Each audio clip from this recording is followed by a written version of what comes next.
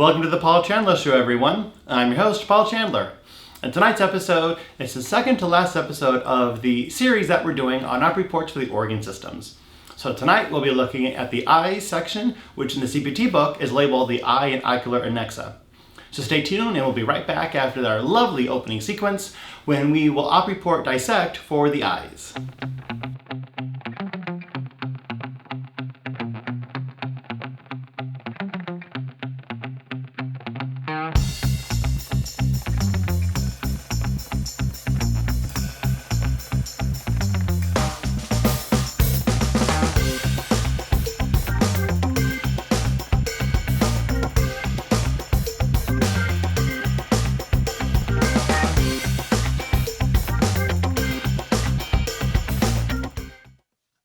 And welcome to the op report dissection, this time though for the eyes. So looking at here at the case study, we have a pre-op and post-op diagnosis of dacotorostenosis, both eyes, and that's just, I'm gonna pronounce it like that. That sounds good to me, dacotorostenosis. And the procedure performed, nasosacral duct probing, both eyes. And you see here in the procedure that I already went through and I scanned, and I highlighted in yellow also for important information. So look at the procedure itself. We have the patient was prepped and draped in the usual sterile manner under general anesthesia. Yeah, okay. The only thing I care about that is the fact that it's under general anesthesia. And starting with the right eye, the upper punctum was dilated and double entered punctal dilator and started with a 4-0 probe, increasing to a 2-0 probe. And the nasosacral duct was dilated until probed patient. So I see a lot of information here, but it also confirms that my procedure performed the nasal criminal duct probing. So what I'm going to do is I'm going to look up in my CPT book, and I'm going to look up the word nasal lacriminal. And yes, some of these words, I just pronounce them as best as I can. So N-A-S-O-L-A-C, N-A-S-O, N-A-S-O, there we go, nasolacrimal duct. And in the back of my CPT book, under nasolacrimal duct, I have the drop-down options for dilation, exploration, insertion, repair, or X-ray. So I need to see more specifically what am I doing out of my options. Again, of dilation, exploration, insertion, repair, or X-ray. And if I'm probing something, then that just means I'm looking around. So I would look for with exploration. So in the back of the CPT book, I'm at nasolacrimal duct. Then I drop down to exploration because the procedure performed says I'm probing. And then I have exploration 68810, or I can drop down and get with anesthesia for 68811. And that's where I saw earlier under general anesthesia. That part was important there. So right now I'm liking how 68811 looks. But remember, we never code from the back of CPT. I always go to the front to verify. 68811. Requiring general anesthesia. Okay, good. The kit code, go up to the parent code. Probing of nasolacrimal duct. So right there, I see the word probing. In the parent code description, 68810, just like how procedure performed, says the exact word probing. Even though in the back of the CPT book, it did not say the word probing, it said exploration.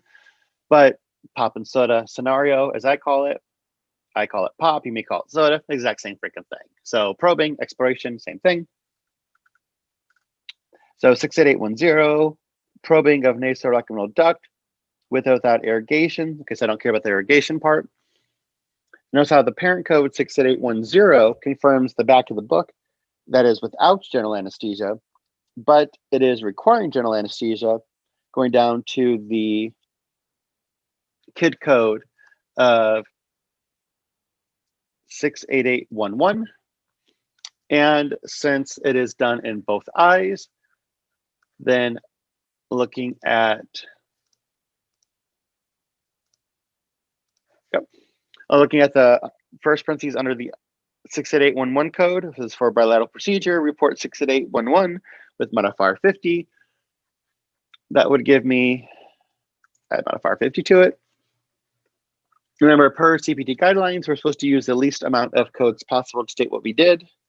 So I would code it correctly this way, 68811 modifier 50.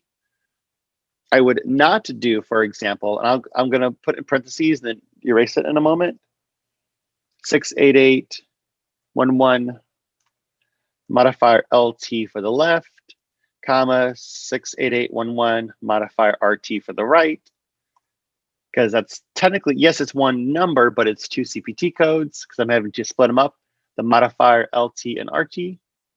So I would not do it that way, just the simple modifier 50. So that gives me the procedure code. And then for the diagnosis, we have dacrostenosis, both eyes. So then in ICD-10 book in front, looking up dacrostenosis, D-A-C-R-Y.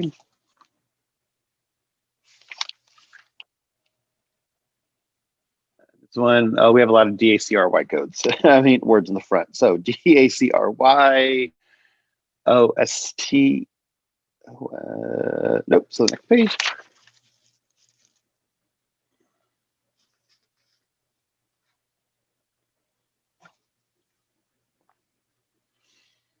So I see dacrostenosis, and then it says see also stenosis lacrinal, but then it says congenital Q10.5, and I do not like how. Well, basically, I do not like the code Q10.5. It says congenital, and there's nothing that says. Oop, let me go back up. Nothing that says congenital in the post-op diagnosis.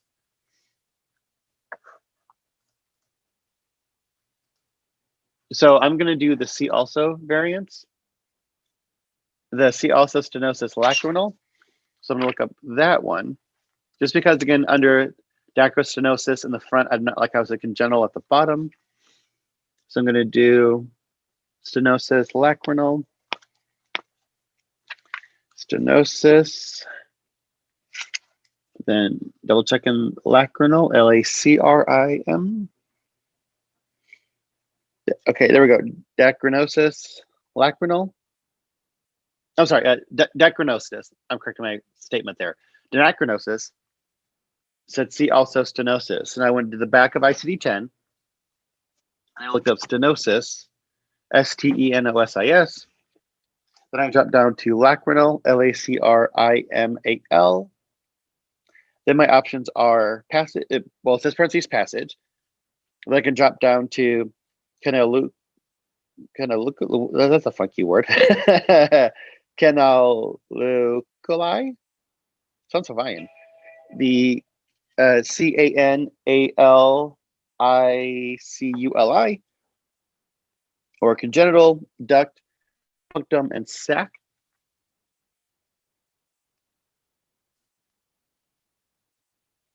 So because there was no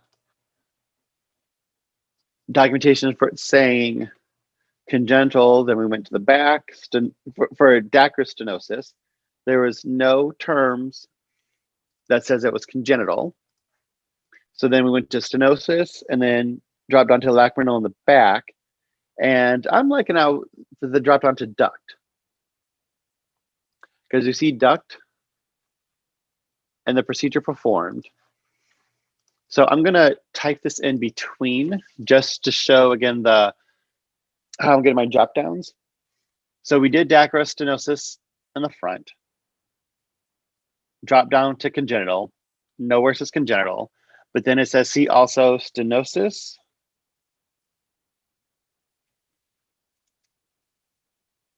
And then drop down to lacrinal. which is what we did. And then out of those drop, I misspelled it. Out of those drop downs, then I'm going to the option for duct, DUCT, because in the procedure performed, it says we're probing in the duct.